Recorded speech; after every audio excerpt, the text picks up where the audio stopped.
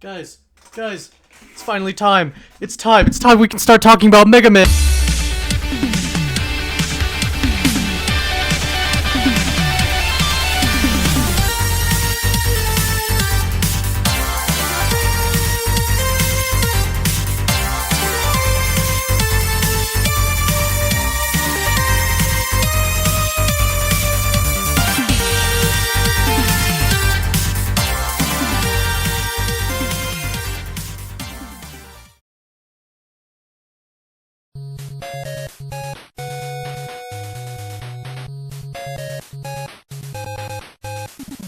Mega Man is one of my favorite franchises of all time, and we'll be covering all of it. The Classic Series, the X Series, the Zero Series, the ZX games, the Legends games, which I haven't actually played, hell, even those Battle Network games that, despite me owning all those collections, I still haven't gotten past to. But regardless, this is the start of a new series. Most people I've seen tend to start with the X games, since that seems to be a lot of people's first exposure to Mega Man, but I actually didn't play the X games all the way through until the X collections. I grew up with Mega Man Anniversary Collection on PS2. Still got the disc right here. No idea if it still works though. I grew up with the Anniversary Collection, never beating most of the games as a little kid except 4, so I have nostalgia and love for all the classic Mega Man games, except 9 and 10, which I've played the least, but I still love them and think they're fantastic. But that's not the collection I typically play. I tend to go with the modern Legacy collections, Volume 1 having 1 through 6, and 2 having 7 through 10. In junior high to high school, I played the absolute fuck out of the first collection on my 3DS. I've replayed the game so many times I've lost count,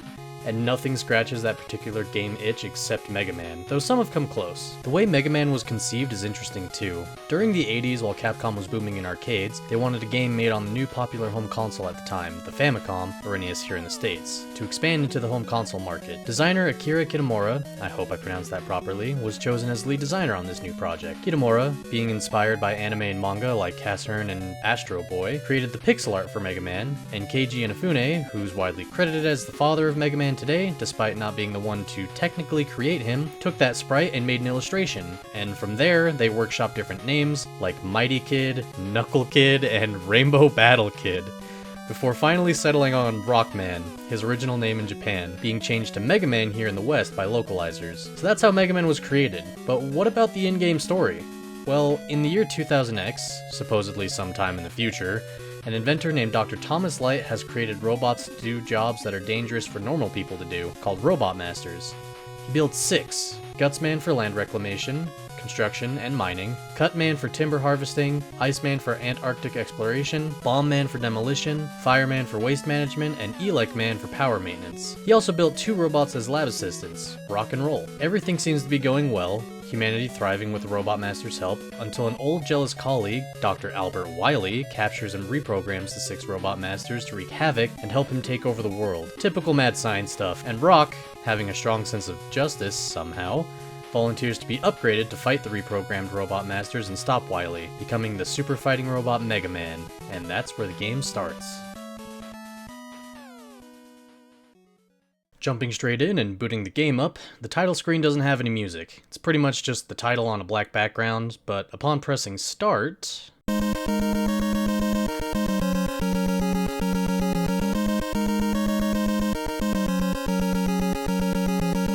Yeah, so unlike other games at the time, Mega Man lets you choose what stage and boss you'll fight through, which makes it, and all future games, highly replayable. The bosses function on a rock, paper, scissors design. Defeating a boss, getting their weapon, that has limited ammo, and using it on another boss it's weak to.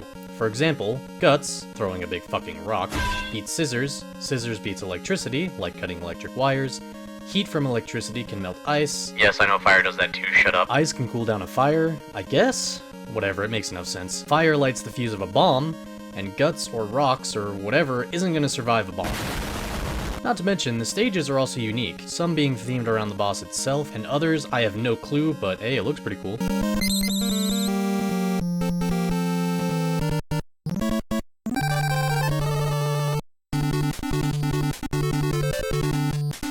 I went with the weakness order for this playthrough, so straight into Gutsman stage we can talk about the controls and movement. Controls are super tight and responsive, no delay, no weird looseness, except for one thing. Mega Man slides a slight bit when coming to a stop. Not the worst in the world, but it definitely takes a minute for me to adjust whenever I come back to this game. Gutsman's stage seems to be themed around construction and mining, the stage track really fitting that for me.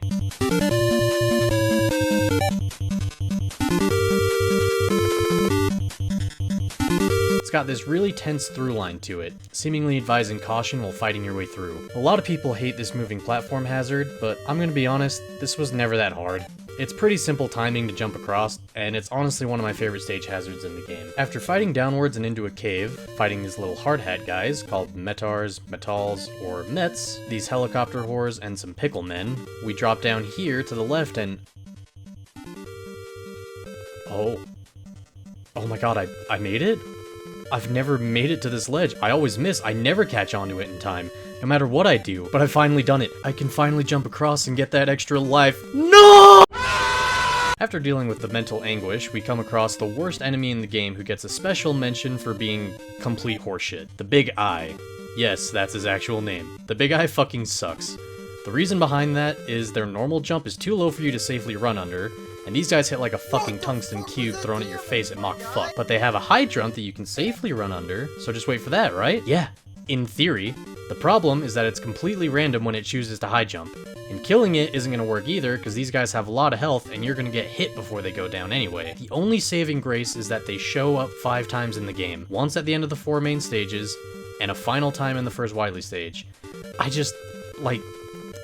fuck these things. Alright, I'm done complaining. Let's head into the boss door. Here in the first game, the boss door has a long hallway with a few repeating enemies before getting to the stage's robot master. And if you die in the fight with lives to spare, you'll respawn here with full health, letting you try again, though not with full weapon energy, so be careful there. The bosses in this game tend to move around and only have 1 attack. It was the first game after all. Yet despite being simple, the bosses can still be pretty difficult. Gutsman jumps around. When landing, the ground shakes, and if you're touching the ground when that happens, you'll get stuck in this off-balance animation. And if he jumps in place, a rock will fall from the sky, and he spikes that shit at you. You've got to be nimble, jumping right as he lands and firing a shot off before he jumps again to hit him in time. Keep the pace up and he'll go down pretty quickly. Once a boss dies, they drop this circuitry-looking circle, what I've always assumed to be the weapon you get from them, and victory is yours.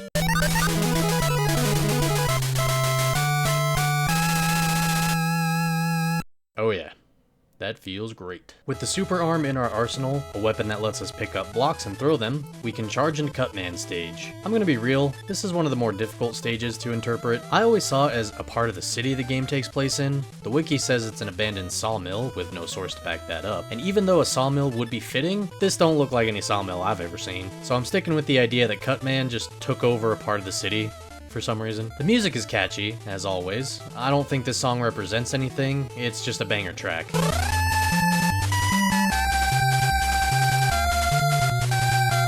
This stage generally has weak or easy enemies, but they're plentiful throughout, from these turrets that fire 4 times in diagonal directions to these floating eyebots that tend to move up and down or side to side. You'll be ascending for most of the stage before dropping down a couple of screens, dealing with these little clam fellas that shoot in 8 directions all around them, past another big guy, and straight into the boss room. Cutman is not super difficult.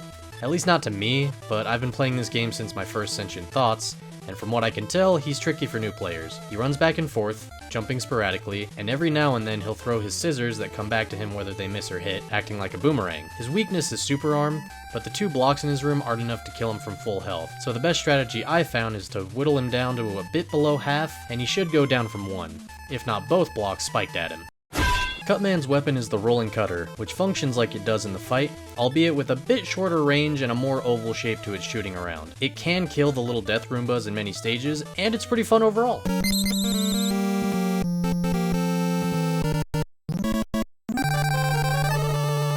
Elecman has my favorite track in the game. I catch myself humming this song constantly, it's just too damn catchy, man.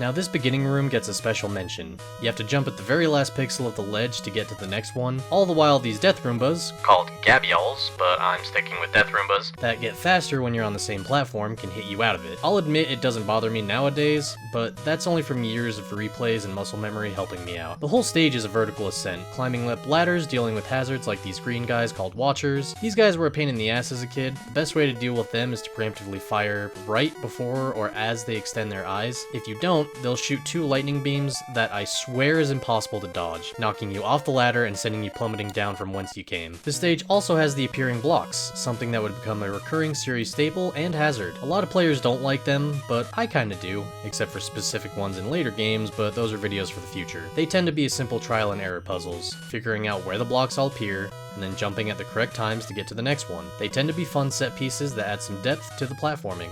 Well, well, what do we have here? A secret?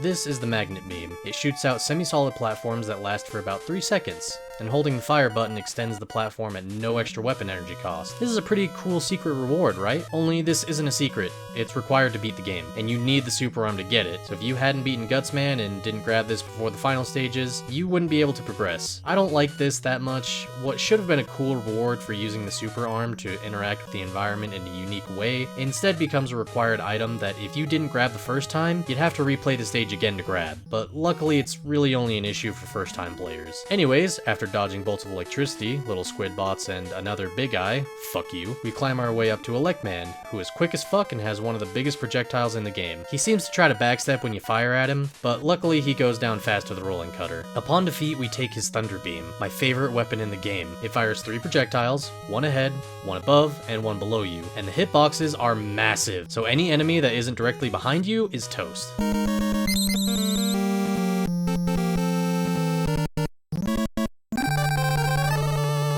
So straight out of the gate, I can tell you that this level is most likely a resort that was frozen over by Iceman. The frozen palm trees and bushes in the background, and the multiple pools of water being my strongest pieces of evidence for this. Only thing that doesn't make sense is the platforms that shoot you over the bottomless abyss below, but we'll get to that. Heads up on these green bots. Always aim for the head. If you shoot their body, it'll separate its head and fly down at you to attack, being really annoying to deal with, like a fly you just can't swat. They were the most annoying enemies as a kid, but nowadays I don't even give them a chance. This stage has a couple of appearing block platforming sections, and they're pretty fun all things considered. And if you don't want to do them, just use Magnet Beam to get past them. But I don't really do that solely for this section. This is the worst platforming part of the whole game, and I almost always cheese it with Magnet Beam. Flying platforms moving in sporadic patterns, shooting projectiles out both sides every couple of seconds, while all over a bottomless pit? Nah, fuck this, I'm cheesing it. I did it legit as a kid, and I will never do that again. Whoa, whoa, whoa, whoa!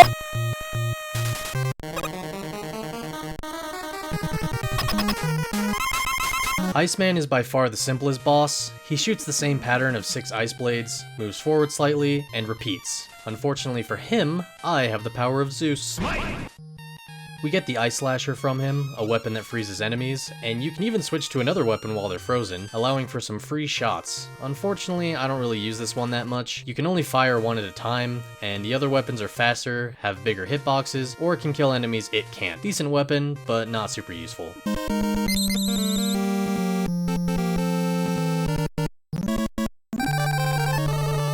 So this might be my favorite stage in the game. You could easily make the connection in your head about how this could be a waste disposal facility, which Fireman specializes in. Fire, lava along the bottom in some sections, flamethrower columns that could burn trash away. I'm not sure what these are, but I guarantee you if you put some trashed up paper plates and garbage there, it would be burned away pretty damn fast. This one probably fucking zapping things out of existence. It almost zapped me out of existence by nearly causing me to fall into a pit, and that would have been embarrassing. Best part, hands down, is that there isn't a big eye here.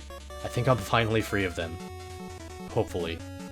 Maybe. Despite this being my favorite stage, this is not my favorite boss fight. I actually despise Fireman. He may run slowly back and forth on his side of the room, but he just spams wall of fire at you like an asshole. And when the fire goes through or past you, it leaves a little flame on the ground to catch you when you think you're safe. I hate this fight and just use Ice Slasher to get it over with as quickly as possible. And God forbid I do another Buster only run of him. I think I'd lose my shit after the first game over. Beating him, we get Firestorm. It shoots a fireball while surrounding us in fireballs that damage around us too, making this weapon pretty useful against smaller enemies, especially those squid bots, but I only realized that now while writing this script, and I'm just realizing how dumb I am for never trying that. But anyway, we move on.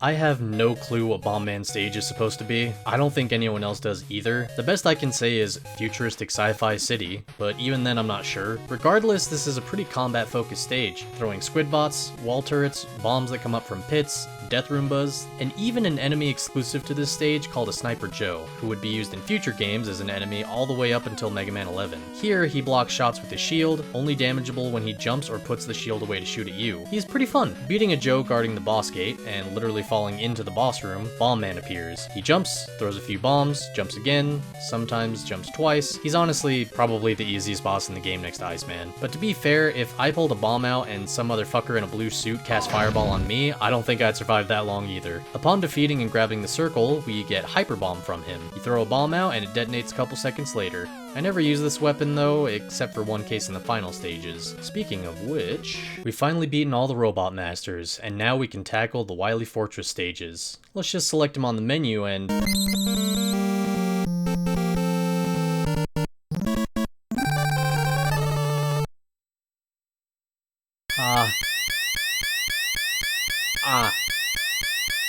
My ears, Jesus Christ. Well, at least my ears can recover with some decent music. These are the final stages, designed with all your abilities in mind, having to carefully use your resources to get through. Fuck, no, why you again? God damn it, leave me alone, please!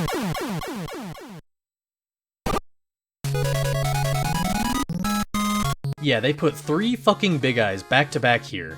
If you get hit once by all 3 of them, you're gonna die.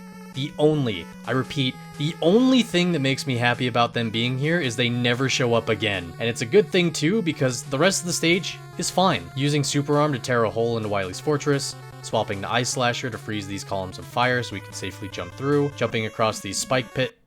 No, you can't do this to me! Jumping across these spike pits, past squid bots, and more spike pits, straight into this...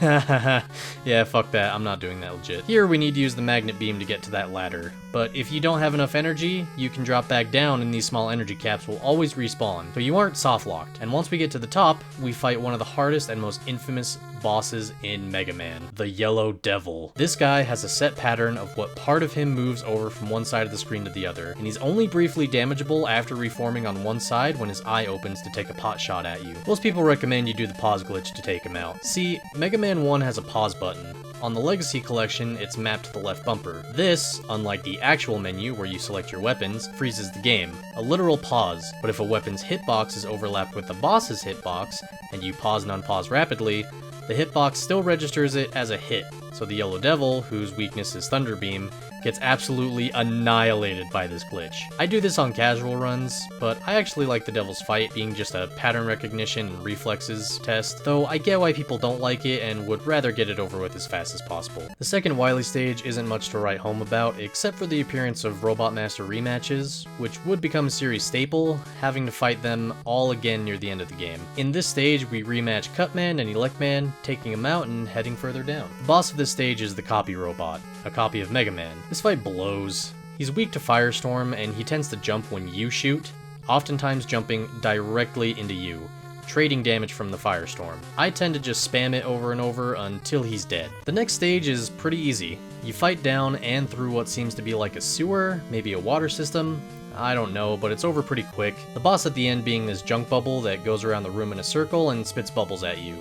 Every time you destroy it, it comes back out of the sides or the tops and moves a bit faster. Now, its weakness is obviously Super Arm, but don't use it right away. You need those blocks to safely jump over it for most of the time. But it's also not enough blocks to take it out in one cycle. The best strategy is to take him down to half health and then throw the blocks at him, guaranteeing you have enough to kill him with the last block. This is the final fortress stage, a straight gauntlet of most hazards from throughout the game, as well as the 4 remaining Robot Master refights. Right before them though, there's a tricky platforming section with this rail platform. Getting under here, we get a 1-up and this item that only appeared in this game until Mega Man 11, the Yoshichi, which tops off health and all weapon energy. After swiftly taking care of the Bomb, Fire, Ice, and Gutsman rematches, and grabbing this big energy for whatever we want, really, we finally face the Mad Doctor and his first battle machine, the Wily Machine 1.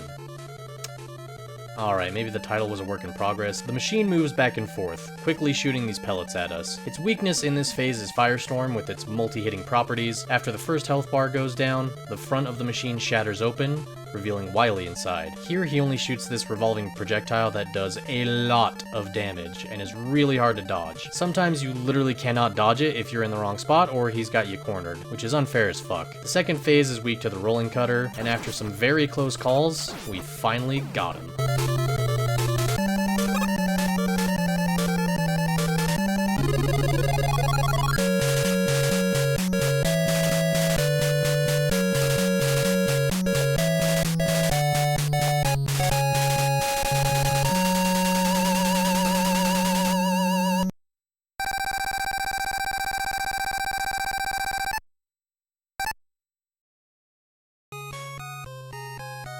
So the game ends right then and there. I think you're supposed to assume Wily was defeated, but got away somehow. I'm not really sure. But all in all, Mega Man 1, despite being a rocky beginning, is still a pretty damn good game. It does suffer in the fortress stages, but for being the first game, it's not as bad as it could have been. Sure, some of the weapons aren't the best, and there's some first-time traps that are definitely bullshit, but Mega Man is replayable, and playing again and planning your route or battle strategy ahead of time makes the game a pretty alright way of spending an afternoon. Do I recommend this being your starting point if you're interested in Mega Man? Not really, unless you want to start from the beginning of the series. I'd recommend starting with 2, 4, and 5 through 11. Any of those games are much better for those new to the series. This game gets a lot more flack than I think it deserves, which is saying something. I don't think there's a bad classic Mega Man game. Some are definitely better or more fun, but none of them are awful or not worth your time, or just outright bad. If you're curious, a Mega Man veteran, or just can't stand the thought of skipping the game, definitely give Mega Man 1 a fair shot. I think you'll have a lot of fun. Thanks so much for watching. Next time we'll take a look at what many consider to be the true starting point of the series, Mega Man 2. If you want to see that video and more in the future, be sure to subscribe. Leave a like if you like this video, and I'll see y'all next time. Have a good one.